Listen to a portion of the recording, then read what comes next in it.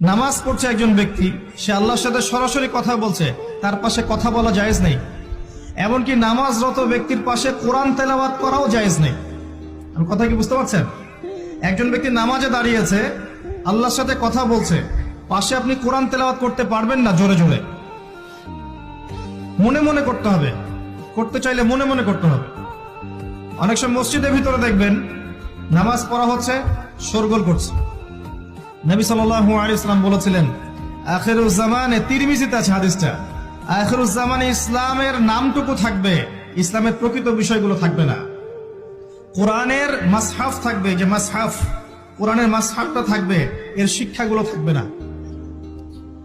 মসজিদগুলো হবে চাকচিক্যময়, কিন্তু মসজিদ হবে হেদায়েত শূন্য। আর চতুর্থ লাইনটা আরো ভয়ঙ্কর। 4 নম্বর লাইনে গিয়ে নবীজি বলেছেন সাল্লাল্লাহু আলাইহি ওয়াসাল্লাম, আসমানের নিচে জমিনের উপরে আল্লাহর সবচেয়ে নিকৃষ্ট সৃষ্টি হবেন এক শ্রেণীর আলেম, যাদের থেকে ফিতনা ছড়াবে এবং তাদের দিকেই ফিতনা ফিরে আসবে।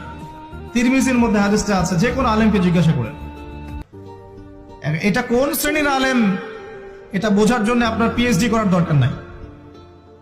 যারা দিনকে দুনিয়ার বিনিময়ে বিক্রি করেছে তারাই সেই শ্রেণীর আলেম। যারা সত্য কথা বলতে ভয় পেয়েছে তারাই সেই শ্রেণীর আলেম। যারা সত্যকে মিথ্যার সাথে মিশ্রিত করেছে তারাই সেই শ্রেণীর আলেম।